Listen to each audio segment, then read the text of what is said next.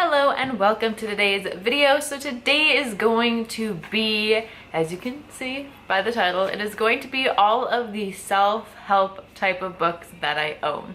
So I have like three, I guess, different categories here.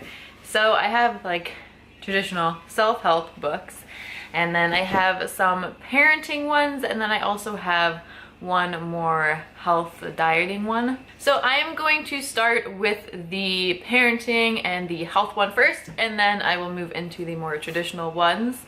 I'll try and remember to put little markers so you can just skip, or maybe I'll just put it in the description box what time everything starts at. We'll see what I end up doing. So I only have one health dieting type of book, and it is The Obesity Code: Unlocking the Secret to Weight Loss. And my dad got this one for himself, me, and my sister. And I haven't read it yet. I've been meaning to. My dad really likes this guy. It's Jason Fung, MD. I will just read the backs of everything quickly. In this highly readable and provocative book, Dr. Jason Fung sets out an original, robust theory of obesity that provides startling insights into proper nutrition.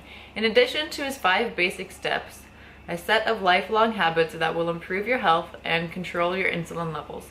Dr. Fung explains how to use intermittent fasting to break the cycle of insulin resistance and to reach a healthy weight for good. Then into my parenting type books. So I have like a silly one, and it's Experimenting with Babies. My brother and sister-in-law got this for us when Gwen was younger, and we did a couple with Gwen, but I want to do more this time. And the back says, this fascinating hands-on guide shows how, this fascinating and hands-on guide shows you how to recreate landmark scientific studies on cognitive, motor, language, and behavioral development using your own bundle of joy as the research subject. Simple, engaging, and fun for both baby and parent, each project sheds light on how your child is acquiring new skills, everything from recognizing faces, voices, and shapes to understanding new words, learning to walk, and even distinguishing between right and wrong. Whether your little research subject is a newborn, a few months old, or a toddler, I can actually still do this with Gwen. These simple, surprising projects will help you see the world through your baby's eyes and discover ways to strengthen newly acquired skills during your everyday interactions. I should look at this again and see if there's any that I can do with Gwen right now. Or like not right now, but maybe today or tomorrow. That would be fun. Okay, then this one is another one about kids, obviously. The next one is 1,000 Top Tips for Mums and Dads: How to Keep Your Kids Healthy, Safe, and Smiling by Peggy Vance. This one is very simple and handy. So this one has a little topic for babies, toddlers, young children, older children, preschool care, preschool child care, school. Then we have one that someone told me I should get when Gwen was younger. I did not read it, and then I regretted not reading it, so I want to read this for Rye so I can get him into a healthy sleep habit. And that's what it's called, Healthy Sleep Habits, Happy Child. I ended up reading part of it when Gwen was a lot older. Well, I guess she's not that old still. But when she was older than 1.5 years, I ended up going through it because I was losing so much sleep and exhausted. So this is just a very big book, and it goes through not just newborn. I think it goes up until like older, and there's a thing saying how to use this book. So depending what problem you're having, you don't read the whole book, you'll only read certain sections. The last parenting type book I have is Kids Are Worth It: Raising Resilient, Responsible, Compassionate Kids by Barbara Coloroso. This one has raving reviews and is very popular. It is an older book. My parents read it when we were little. I haven't read it. I'm awful. I need to read this. Yeah, just to make sure I'm not messing up my kids. I guess I should read this. Okay, so now on to the more traditional type of self-help books. And I never really used to like to read anything that wasn't fantasy or fiction.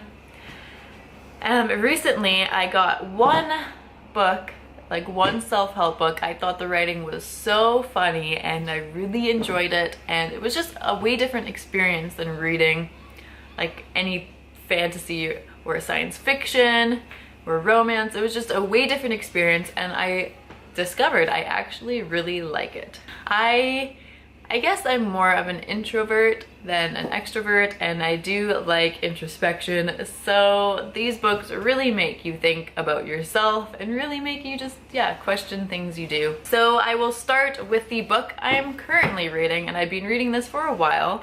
It is You Are a Badass: How to Stop Doubting Your Greatness and Start Living an Awesome Life by Jen Sincero. So the reason why I'm still reading this is because I got to like page 50 or something, and then I stopped reading it because I really wanted to put post-it notes in it, and then I had to find my post-it notes. I found them, and I have been putting post-it notes in, so I've started over because I wanted to start over. So now I'm on chapter 3, and usually I try and read maybe like 10 minutes every morning. So far I've only been able to read like 3 mornings since I wanted to start doing that out of, I think it's been a week and a half. So the back of this one is You Are a Badass is the self-help book for the people who desperately want to improve their lives but don't want to get busted doing it. In this refreshingly entertaining how-to guide, best-selling author and world-traveling success coach Jen Sincero serves up 27 bite-sized chapters full of hilariously inspiring stories, sage advice, easy exercises, and the occasional swear word, helping you to identify and change the self-sabotaging beliefs and behaviors that stop you from getting what you want, create a life you totally love, and create it now. Make some bleep money already, the kind you've never made before. Then I have another book by her, and it is You Are a Badass at Making Money: Master the Mindset of Wealth. I've heard a lot of good things about this one as well, and you know, I would like to make more money, and I would like to be able to save money for a house, so I figure I should read. You Are a Badass at Making Money is a refreshingly frank and entertaining guide for anyone who is ready to start raking in the dough, drawing on her own experience and transforming herself over just a few years. From a woman living in a converted garage with tumbleweeds blowing through her empty bank account to a woman who travels the world in style. Sincero knows all of the BS you can get wrapped up in when it comes to money, as well as what it takes to dig your way out. Life-changing concepts into bite-sized, ready-to-implement advice and exercises that help you kick your excuses to the curb. Leap large into the unknown and use what the almighty power of thought to create whatever riches you desire. Then I have another more businessy type one and money one. That is Side Hustle: From Idea to Income in 27 Days. And I don't know how to say his last name. Yes. For some people, the thought of quitting their day job to strike out on their own as an entrepreneur is exhilarating. For many others, it's terrifying. After all, a stable job that delivers a regular paycheck is a blessing, and not everyone has that means or desire to take on the risks and responsibilities of working for themselves.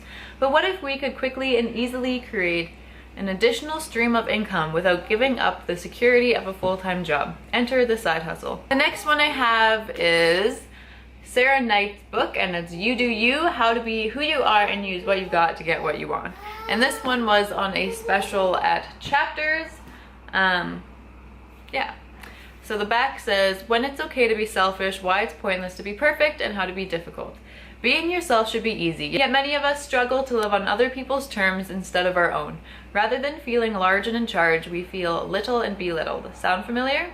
Best-selling anti-guru, Sarah Knight has 3 simple words for you. You do you. Okay, the next one is The Subtle Art of Not Giving a Bleep: A Counterintuitive Approach to Living a Good Life by Mark Manson. I'm leaning on the table, sorry. That's annoying. Go ahead and scare the crap out of me. In this generation-defining self-help guide, a superstar blogger shows us that the key to being stronger, happier people is to handle adversity better and stop trying to be positive all the time. I'm only reading a little bit from that one. The last book here, I am very excited to read. I have seen some people read it and they really enjoy it. So I'm really looking forward to it. It's also a very beautiful cover. And that's this one. And it is Light is the New Black by Rebecca Campbell. And yeah. So this one, Light is the New Black, is a guidebook for a new breed of women who are here to be bright lights in the world. Modern day light workers who agreed to be here at this time in history. In order to thrive in this new age, everything we do must be authentic expression of who we truly are. Light is the New Black will guide you back home to the callings of your soul so that you can light up the world with your presence. Rebecca Campbell had her first awakening when she was a teenager, but without anyone to guide her, she ignored her soul's calling and dimmed her light in order to fit in.